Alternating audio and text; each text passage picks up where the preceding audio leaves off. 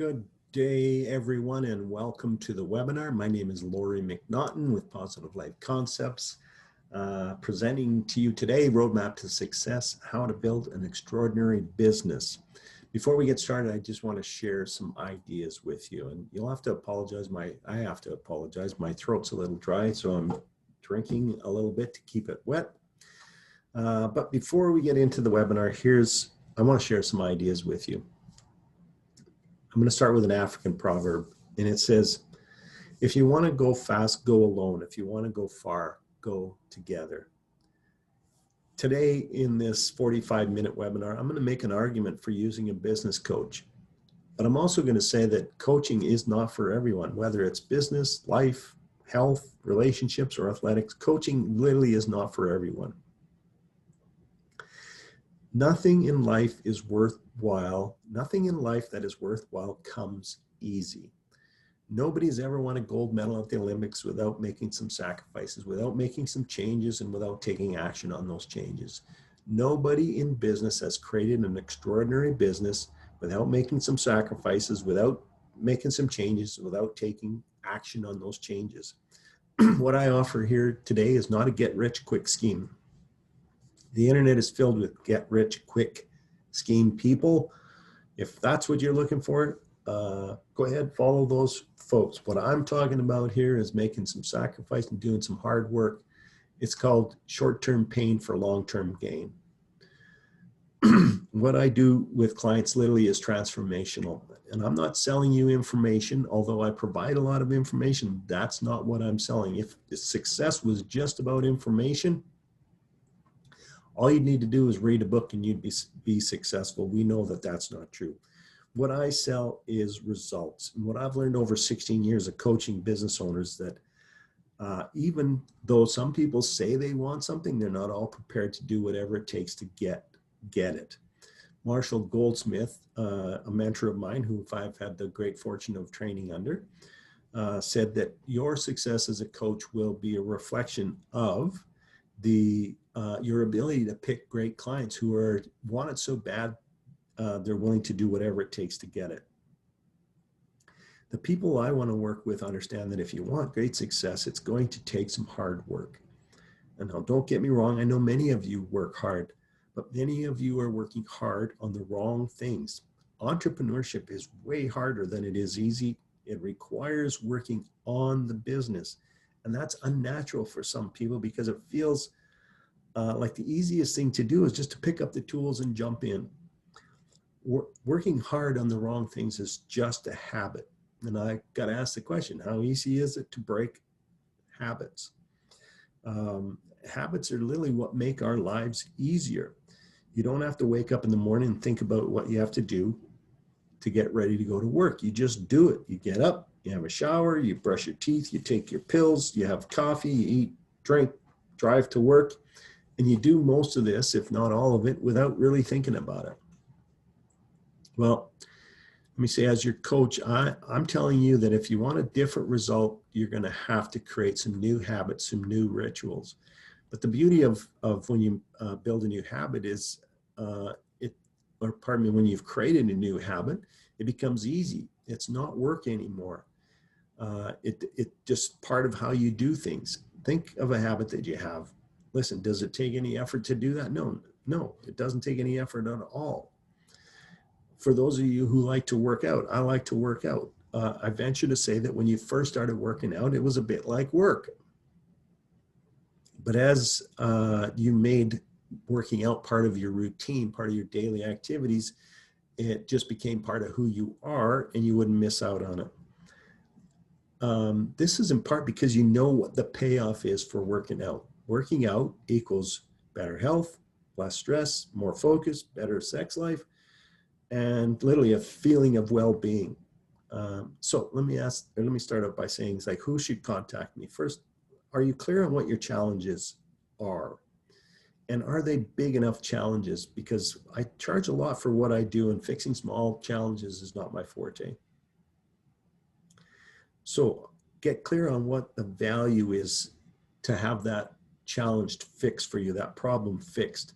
think of lifetime value. Is it worth $100 or $1,000 or tens of thousands or hundreds of thousands or maybe millions of dollars? Because I only want to work with folks who have big challenges that are worth tens of thousands, hundreds of thousands, if not millions of dollars. If you could fix just one part of a problem that you have in your business that had the potential to put, say, $50,000 a year in your pocket for the next 10 years, how much would you be willing to invest in that? And what would that mean to you? And what would that mean to your family? What if it was $100,000 a year? Or maybe $1 million a year for the next 10 years? What would that mean to you? And what would that mean to your family? These are the questions that I'd be asking you when we meet. I don't want to waste your time. Time is our most valuable asset. And that reason, I don't want to waste my time either. So if we're going to talk, be prepared to have frank, deep, honest conversations about these things. As I said above, before we have that initial conversation, understand this one thing: you're going to have to work for it. Again, I want to reiterate, it's not a get-rich-quick scheme. It's going to take some hard work. The hardest part will be breaking some of those old habits and replacing them with new habits. Habits that reflect who you want to become. Habits reflect the business that you want to build. Jim Rohn said, it's who you become on your way to accomplishing your goals that's most important. I want to work with people who want to become the very best at what they do. I want to work with people who want to build the very best businesses. And I want to work with people who want to help other people become the very best people they can be and are willing to make the sacrifices for them to get there. Okay, so let's get into the meat and potatoes of the Building Extraordinary Business Roadmap to Success. Let me start out by saying that when you have an extraordinary business, you're going to save yourself a lot of stress. You're going to break through glass ceilings. And literally, it has the potential to 10x your profits at least. At least. I had a prospective client who I had talked to for 3 years before we started working together. And every year he was just shy of $10 million. And his goal was to break through that $10 million barrier. In the very next year, he broke the $10 million. After we started working together, he broke the $10 million barrier.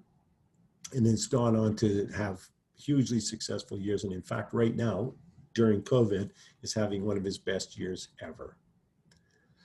So how do I define an extraordinary business? Well, first off, it creates a great income for you and your family. You have a great team of people working for you who take care of the business and help you grow the business and are integral part of its success.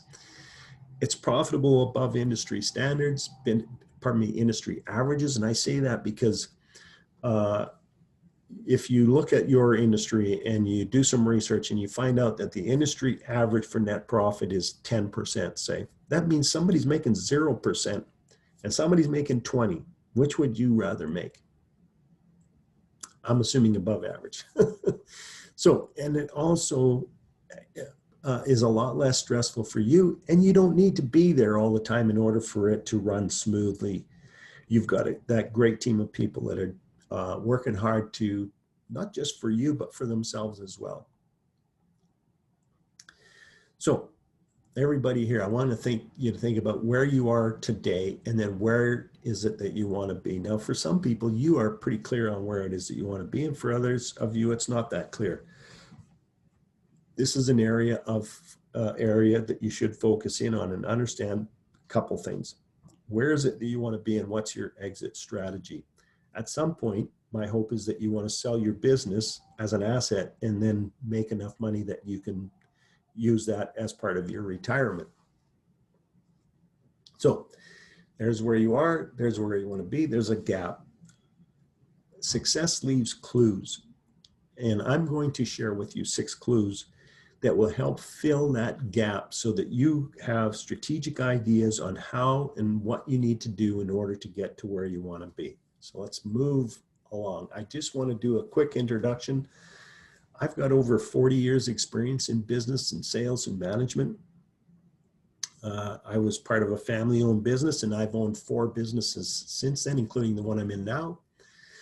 I was with the #1 business coaching firm in the world for 15 years. I'm an award-winning coach, and I have been committed to lifelong learning since my mid-20s.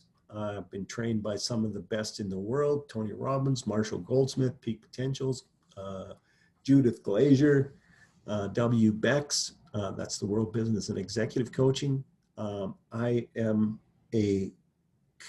committed to lifelong learning, in part because I like learning, but in part because it also because it keeps me young, frankly. For no other reason than that, it keeps me young. The services that I offer are one-to-one coaching, planning workshops, sales, customer service, communication, leadership workshops, as well as team alignments. And I also have DISC profiles to understand people's behavior, understand why people do things. This is just for roles inside different companies. I'm not going to get into a lot of depth. If you want to know more about that, we can talk about that. The pictures are just some clients who had won some awards and one of our global conferences. That one was in Miami. So my vision for an extraordinary business for myself is I want to live life to the fullest, and I want no boundaries and no limits. I want to be happy. I want to have fun. I want to be healthy, and I want to make money. And I want to do it in that order. Every day I wake up and I make a decision to be happy. Every day I wake up with a decision that I want to have fun. And every day I work hard on making sure that I'm being healthy. And every day I want to make money. I love making money as much as the next guy. But I wouldn't sacrifice my health, my happiness, and my fun to make more money. My job as your coach is to help you do all of this, be happy, have more fun, and to make sure that you're healthy, because there's no point in working all this and sacrificing all this just to come down with some illness that debilitates you or takes your life early. Okay, so let's move along.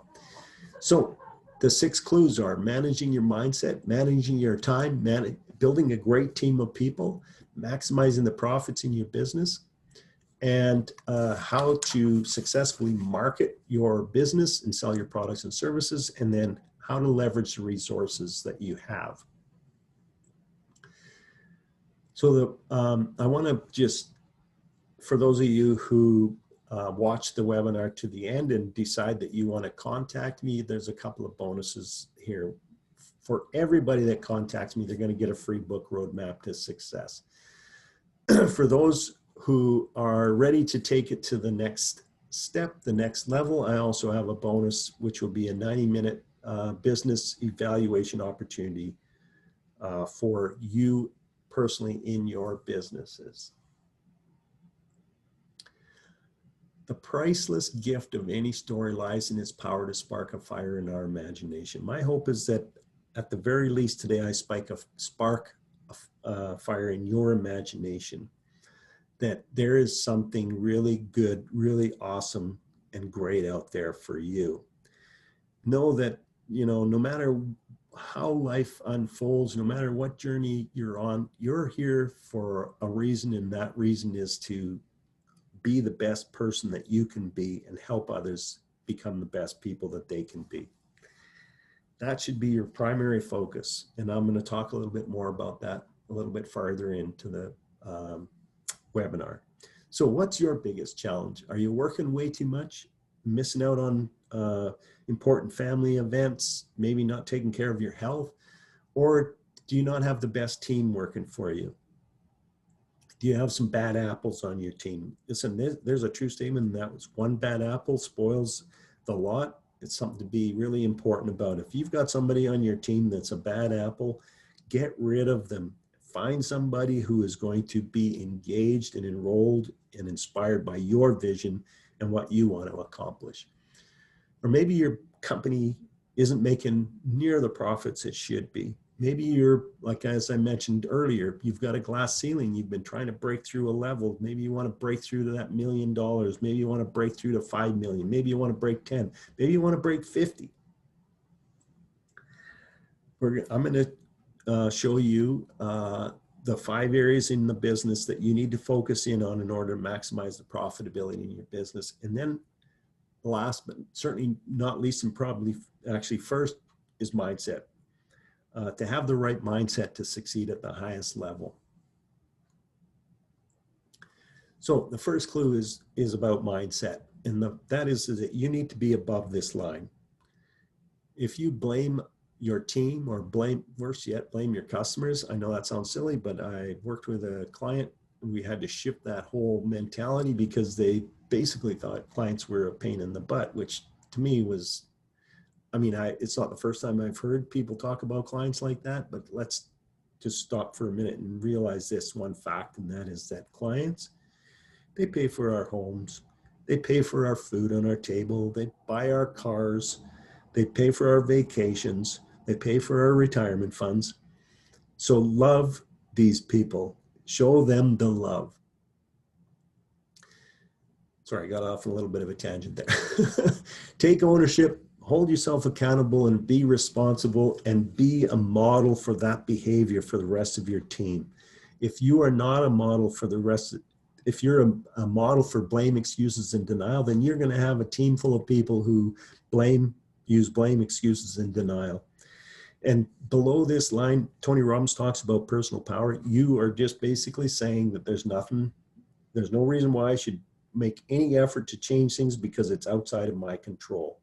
Once you've decided that, you should just fold your tent and go home, frankly, to be bold if I could be. So another mindset tip here is stop dragging around the past. It doesn't serve you. Learn from the past and then move on. And stop worrying so much. Worrying, as it says in this quote, does not empty tomorrow of its sorrow. It empties today of its strength. When you're sitting here worrying about tomorrow, worrying about next week, next month, next year, and thinking the worst, because worrying is thinking about the worst possible outcomes, right? It empties you of your strength to do anything about it today. I read a quote not too long ago. It said, worrying is like praying for the worst possible outcome. Because what we think about comes about. And if all you think about is the negative, then guess what is going to happen? Something negative. If you're worrying about a rainy day all the time, guess what? It's going to rain. Mindset to the next clue in the mindset is you've got to have a growth mindset. People who have a fixed mindset don't accomplish anything in their lives. They have this sort of idea that they're born with a certain amount of potential, and that's nothing they can do is going to change that. They don't like to be challenged. Like I said, they either think they can do it or they think they can't do it. And if they think they can't do it, they just don't even try. People with a growth mindset, they understand that failures are not, the only failure in life is the failure to take action. I can't tell you how many times I've heard at conferences where the speaker has said something to this effect, and that is that, pardon me, is the reason that I've been as successful as I have is because I'm not afraid of failing. I've failed more often than most people have. They understand that challenges make them grow, and their efforts and attitude towards life determines their abilities to do things. They don't necessarily like feedback, but they take it and they digest it and they take the best of what they can. I don't like feedback any more than the next person, but I always listen to it and I always say thank you for it. And then I figure out, okay, what does this really, really mean? Because everything is designed, if you look at it from that perspective, to push you forward, to push you ahead, not to hold you back, which is a fixed mindset. It's just going to hold you back. It's going to debilitate you, and you're never going to build an extraordinary business with a fixed mindset. Most of you, if not all of you, know who Albert Einstein is. And there's a quote attributed to Albert Einstein is that is the definition of insanity is doing the same thing over and over again and expecting a different result. From what I understand of my reading about Albert Einstein, that's not what he said. But what he did say was, you can't fix a problem with the same level of thinking that created the problem, which is basically saying the same thing, doing the same thing over and over and again, expecting something different. Your current thinking has created the current results that you have in your business. If you want new results, you can't use the same kind of thinking. I mean, if you think about it, it just makes sense, right? So you need new thinking to get new results. And this is in part why coaching has taken off the way it has in the last 20, 25 years in terms of business and executive coaching, is because business owners, they understand the value of a coach from the perspective of getting them to think about things from a different perspective. So the next mindset clue is that change is hard. It takes a lot of energy to change. And using this rocket as an analogy, it takes a lot of energy, a lot of force to get this rocket outside of the Earth's gravitational pull. It's the same thing when you're changing something in your life. It takes a lot of energy to get outside of the gravitational pull of those old habits that don't serve you, those old ways of doing things that are not moving you in the right direction. But once you get past that gravitational pull, you have momentum with you. It becomes easier. Everything becomes easier. Now, if you're like me, you like to challenge yourself. We're always changing. I'm always changing. So I'm always, from time to time, having to use a lot of energy, but it's always paid off. It's always paid off in terms of, like I said, happiness, joy, health, and financial rewards. Okay, so let's move on to the next habit, and that's time. How you use your time will be a direct reflection of the results that you have in your business and in your life. You can spend money and make more money, but once you spent your time, it's gone forever. I'm going to use an example of a client that I worked with who, at the time when I first started working with him, was working 70 and sometimes 80 hours a week. And, you know, he'd had what I'd say is marginal success, in meaning that he was just shy of $1 million in revenue. And, but he wasn't really profitable at that level. Within the first year, we got him down to a 45 to 50 hour work week. And then in that year and the next year, he grew his business, tripled the size of his business, and gave himself a great big raise as a result of that. That was going specifically from working in the business to on the business. So your job as the business owner, you're the captain of your business. In this sort of analogy that I use here is this captain, he's out looking into the horizon, looking for future opportunities or threats. And he's also making sure that everybody on the ship is doing their job to the best of their ability. If he isn't doing that, if he happens to be working in the engine room, or he's like sweeping floors someplace, or taking out the trash, or any number of different things that could be done on a cruise ship, he might miss something that's really, really important, and this might happen. It's the same thing in business, folks. Listen, your job as the business owner is to be working on the business. Now, it takes a step-by-step process for those of you who are smaller businesses, but for those of you who are already at 5, 10, 15, 20, 50, 100 employees, once you get past that sort of 10 to 20 employees, you shouldn't be working on your business, in your business at all. You should be working on your business all the time. So if you look at this time target here, because we need to find, where are you going to find the time? Because I know a lot of you are saying, I don't have time. I'm working a gazillion hours. I don't want to work harder. I want to work less. So the first thing we need to do is take a look at what you do every day. What are the activities that you do are distraction? They're not urgent and they're not important.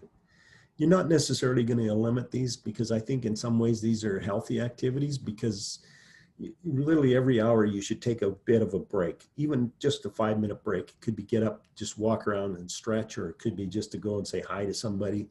Just don't turn that 5 minutes into 20 minutes.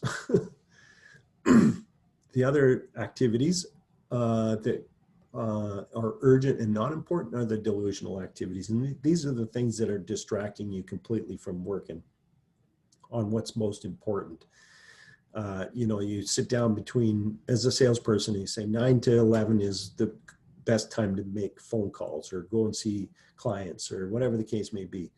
And then you look and you go, oh, look at all that filing that needs to be done. And next thing you know, you're filing stuff or cleaning your office or cleaning the storeroom out, instead of making those calls and going to do those things that are important.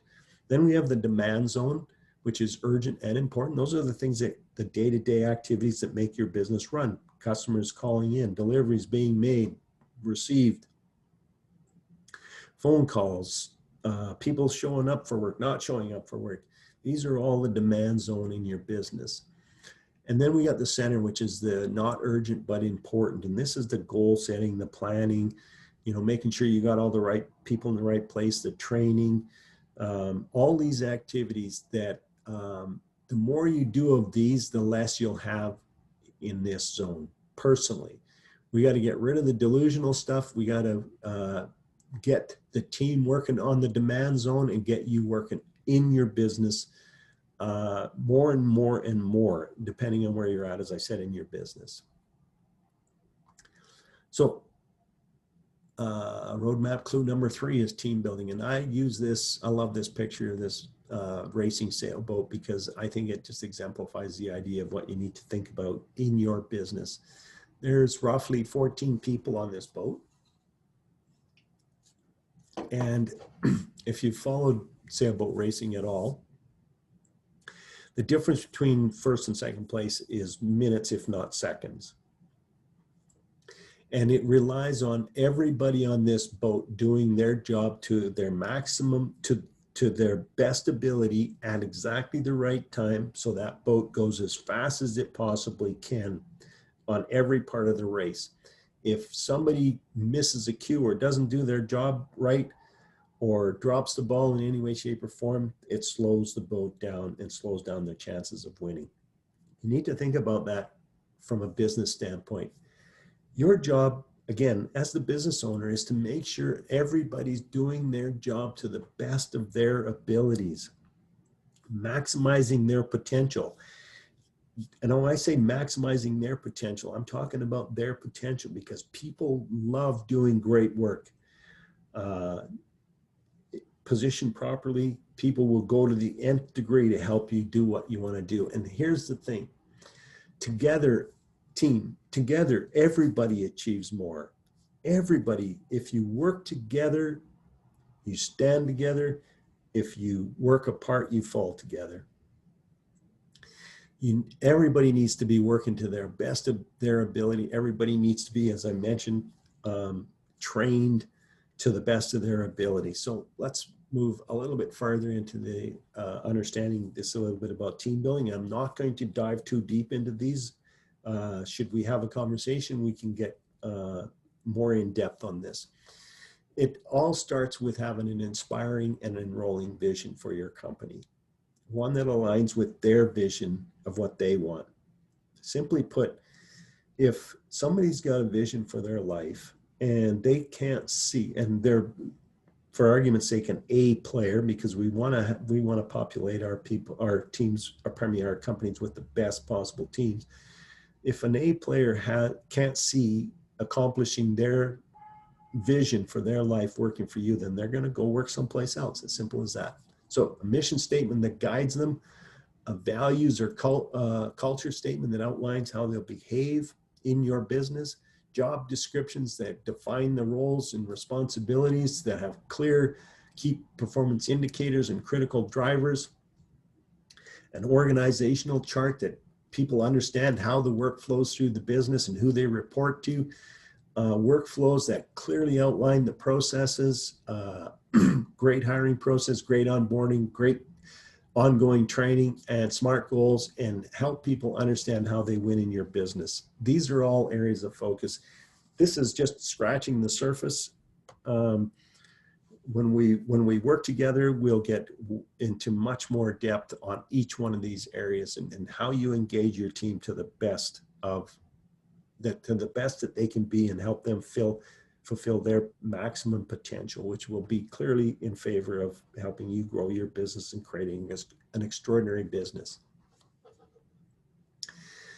I want to make this point. People don't quit jobs, they quit bosses. The reason that people think they, like people say, oh, he quit for $1 an hour extra, $2 an hour extra, he quit the job. No, he didn't. He quit working there he either didn't like working, he or she didn't like working there, and that he or she did not like their boss. That's why people quit. If people have a career path and a vision that aligns with theirs, they feel job stability, they feel appreciated, they're communicated with, they have fun at work, and they're fairly compensated, the chances of them going someplace else is very, very slim, unless there's a lot of money involved. And also, if they see a better future for themselves. Otherwise, you're at threat of losing people. So let's talk about how you maximize the profits in your business now. I'm going to talk about the 5 areas in your business that you need to be paying close attention to in order to maximize the profitability of your business.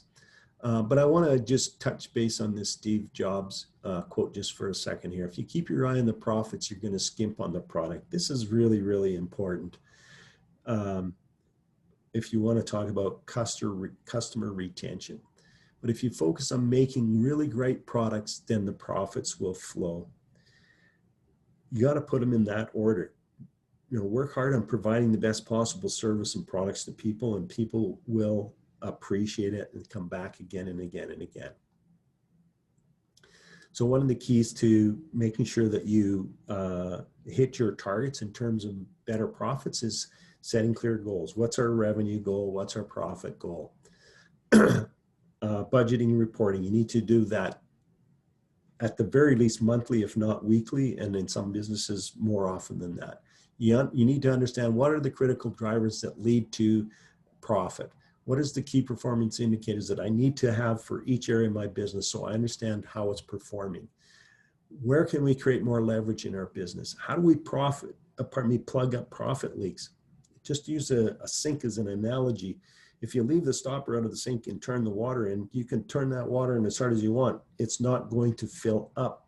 It's the same thing in business. If you have profit leaks like too much overtime, too many overages, redoing work, it doesn't matter how much new business you bring in, how many more customers you bring in, you're never going to make the profits that you should make. You need to have great marketing that speaks to your market, and you need to have systems. They're what makes your business run smoothly and make it more efficient and productive, and therefore more profitable. So what are those 5 areas that I talked about? First is the number of leads or sales opportunity that your company gets. Now it's different for every type of business. Like if you're a shoe store or you're a liquor store, it's how many people came into your store. And then of those people that came into your store, how many people bought something? And if they didn't buy something, why didn't they buy something? And then the profit levers are average dollar sale, which is how much did you sell them when they came to your store, or how much services of the maximum amount of products and services that you have did you sell them?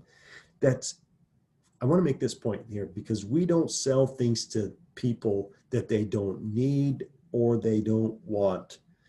I want to make that and emphasize that point. You sell things as much as you possibly can to those people who need it and want it. But you also got to clarify by this idea of want, because sometimes people want things that does not serve them. Your job is to become their most trusted advisor. If you help them through this buying process, you will have customers for life. Number of transactions, how many transactions, like if you're in a shoe store or a liquor store or a music store, How many transactions do you do daily, weekly, monthly? I'm going to use an example because I had a great client. He owned a car wash, gas station, and convenience store, and they did something like 13,000 transactions every single month. And so we focused on the increasing his average dollar sale, and we increased it by just shy of $2.50. So if you multiply 13,000 times $2.50 times 12, you get an idea of the value of what that strategy was. And then of course, profit margin. How do we make more profit? You know, become part of buying groups, negotiate better terms with your suppliers, and or get new suppliers. So when it comes to the number of leads, you need to, how many leads did we get today, this week, this month, this quarter? How many of them did we convert to customers? Where did those leads come from? Because if you're running, say, 5 or 6 different marketing strategies, you want to know which one gives you the best bang for the buck. So where did the most leads come from? Because you might go, hey, these 2 strategies are giving us 90% of our leads. This one gives us 0. We can stop doing that. This one gives us not great results. We can stop doing that. This one has potential. Let's see if we can work more on that one. If you're getting lots of leads, but you're not getting lots of customers, you need to work on conversion rate strategies. Now, in each one of these 5 areas, I don't know, I've got like 300 different strategies that we can look at to help you work on how do you create better leads. And I'm going to talk a little bit more about that. How do you convert more? How do you increase your average dollar sale? How do you get more transactions? And how do we maximize the profits in our company? So moving right along, marketing your business. What's unique about your business? What's your unique selling proposition, or what's your guarantee? When I talk to business owners, I say, so why should I buy? Why should me as a potential customer of your business buy from you and not your competition? Almost all the time I get, we have great products and we got great service. And then I say, so if I go across the street to your competition, ask them the same question, what are they going to say? They're going to say probably the same thing. If they say something better, I'm probably going to buy from them. You need to really deep dive into what makes you unique, what makes your business unique.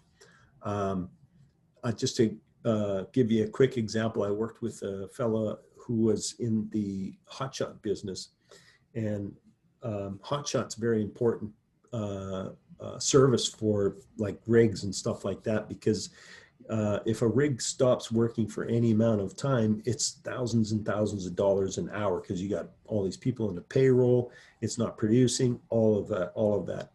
So he went to created for his business a guarantee that basically said, we'll deliver this on time or you don't pay.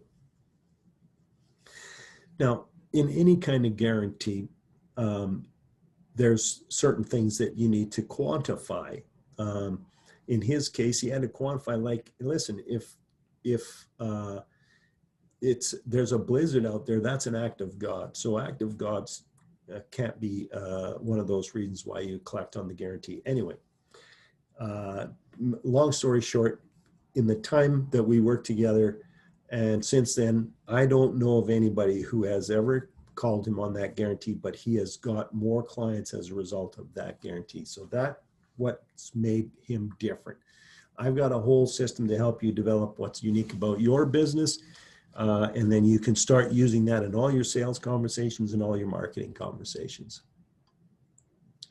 So I touched on this a little bit earlier, but I want to make a point on this, is that a satisfied customer is the best customer strategy of all.